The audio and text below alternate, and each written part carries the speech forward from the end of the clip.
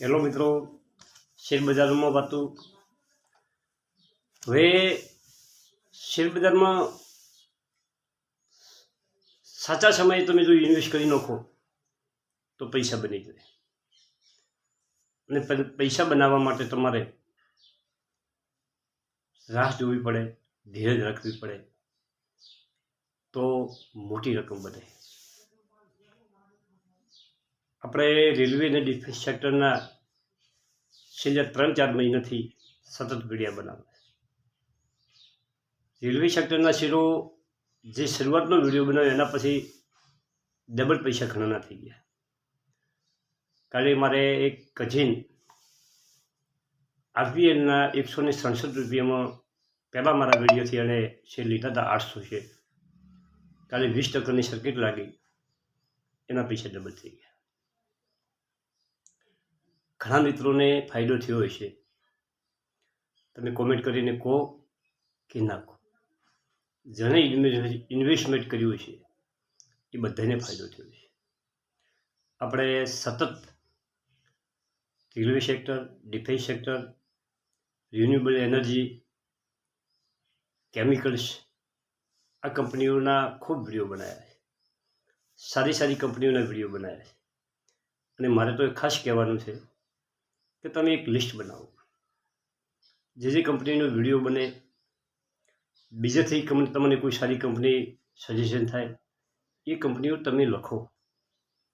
લખ્યા પછી તમારી રીતે એનાલિસ્ટ કરો અને એમાંથી કંપનીઓ ચૂની અને ટોપ મોસ્ટ કંપનીઓ કાઢો અને સાચા સમયે એ કંપનીઓમાં ઇન્વેસ્ટ કરો. અને લાંબો સમય તમે જેટલું રોકાણ કરી શકો એટલું જ રોકાણ કરો મિત્રો, જેથી તમે પૈસા બનાવી શકો. આ સમય છે ઇન્ડિયાનો. ઇન્ડિયા તમે જોજો, રેલવે સેક્ટર ભારતનું એવું બનશે કે ગઈ દિવાળી ઉપર જે સુરતમાં રેલવેમાં ચડવામાં ધક્કામુક્કી થઈ હતી અને 2-4 માણસો મરી ગયા હતા. સરકારે એવું ડિસિઝન લીધું છે કે કોઈને કન્ફર્મ ટિકિટની રાહ ના જોવી પડે. તમે ટિકિટ જેની માગો એની ટિકિટ તમને મળી જાય અને તમને એ ગંતવ્ય સ્થળે પહોંચી જશો. એક રેલની જરૂર પડશે તો એક મૂકશે ને 5 જેની જરૂર પડશે તો અહીંયા 5 દોડાવશે. આટલો વિકાસ કરવાનો. 309 વંદે ભારત ટ્રેનનો દોડાવવાનો સરકારનું ડિસિઝન છે. તો પછી આ બધા વિકાસ તો કરવા જ પડશે, એને ફંડ આપવું પડશે. હવે આપણે જે શેરોની વાત કરવી છે એની વાત કરીએ કે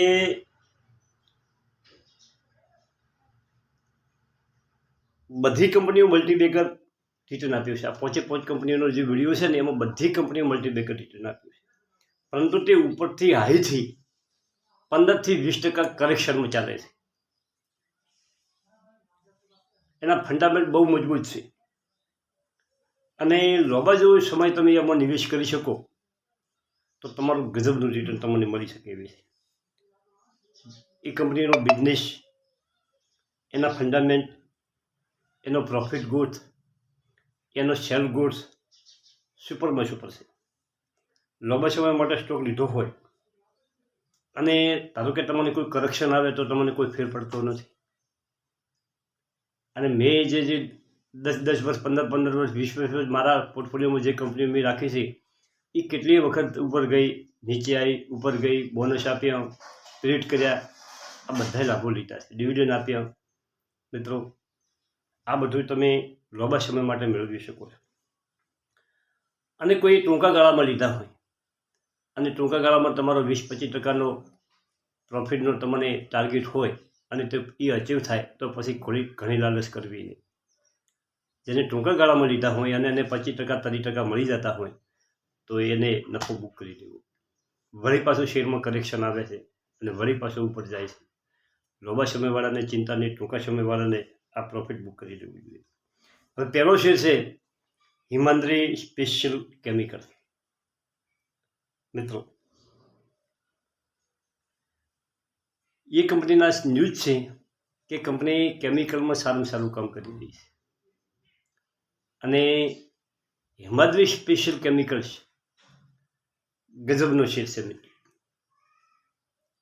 જેણે જેણે રોકાણ કર્યું છે નીચા ભાવમાં એને 4 ગણા 5 ગણા રૂપિયા થઈ ગયા છે કંપનીમાં.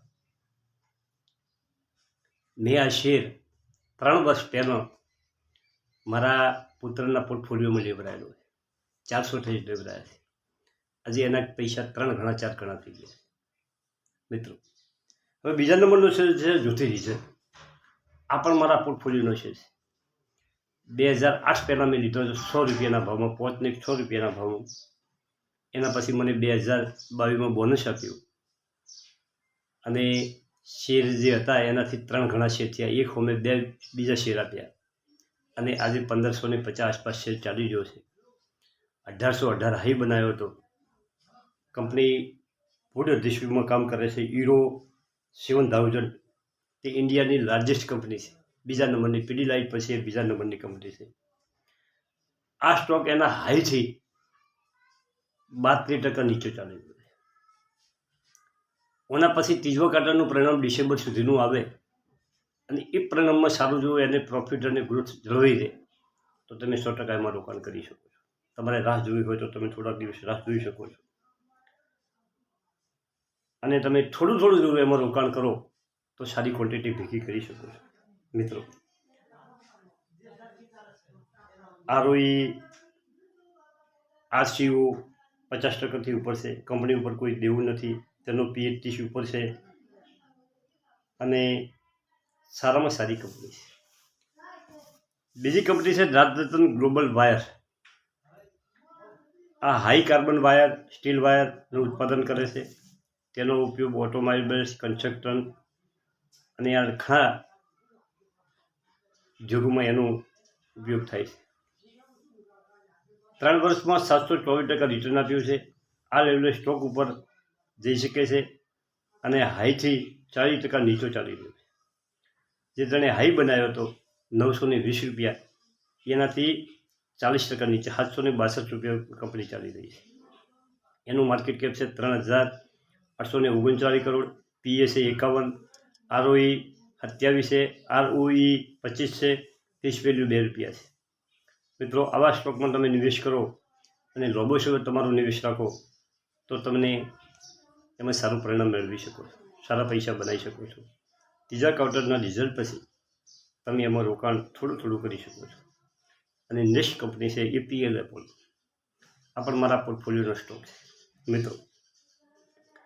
હવે એમાં ખાસ શું જોવાનું છે કે ડિસેમ્બર ક્વાર્ટરના ઓકળા હજી આવ્યા નથી, પરંતુ એમાં જે પ્રમોટરનું હોલ્ડિંગ છે, એફઆઈસીનું હોલ્ડિંગ છે, એમાં વધારો થયો છે. સપ્ટેમ્બરમાં 28% જે એફઆઈસીનું હોલ્ડિંગ હતું તે 29.50% વધ્યું છે. 29.5 એટલે કે 1.5% વધ્યું છે. આપણી ડીઆઈ ઘરેલું ફંડોનું 12.6% હતું તે 13.75% થયું છે. 2 એમનું હોલ્ડિંગ વધાર્યું છે. કંપની 1808થી જઈ અને પાછો આવ્યો છે. આ મજબૂત કંપની છે. સ્ટીલ પાઇપ બનાવે છે અને એના સેક્ટરમાં લીડર કંપની છે. પાઇપ ટ્યુબની એ ઉત્પાદન કરે છે. House, irrigation, solar plant, engineering, railway આ બધા સેક્ટરોમાં ઓની પાઇપો વપરાય છે. આ સ્ટોક કરેક્શનમાં મળે તેવો છે. હાઈ લેવલથી 18% નીચો ચાલે છે.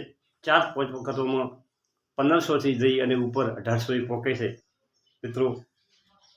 અને સર્ચ કંપની છે. 5 વર્ષમાં 1250% અને એના all time high 32,854% company return આપેલી છે. એના પછીનો સ્ટોક છે મિત્રો એમટાર ટેકનોલોજી. આ ક્વેશ્ચનનો તો મેં 10 વખત વિડીયો બનાવ્યો છે.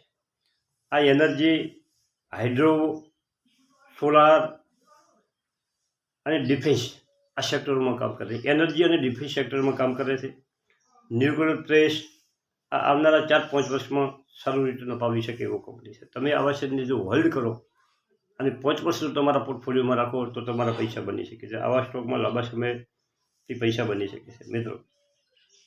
અને એ હાઈથી 20% નીચું ચાલે છે. 2180 રૂપિયામાં ચાલે છે. અને એના પછીનો સ્ટોક છે પિરામિડ ટેકનોલોજી. આ 1 વર્ષ પહેલાં એનો આઈપીઓ આવ્યો હતો મિત્રો, 186 રૂપિયા પર ચાલે છે. એના હાઈથી અત્યારે નીચો 17% નીચો મળે છે. કેમિકલ સેક્ટરની કંપની છે મિત્રો. PE 21, ROE 32 અને ROE 34 ચાલે છે. પ્રમોટરનું 74% હોલ્ડિંગ છે. કંપની ઉપર કોઈ દેવું નથી અને વેચાણ અને નફામાં સરસ ગ્રોથ છે. થેન્ક યુ, આભાર.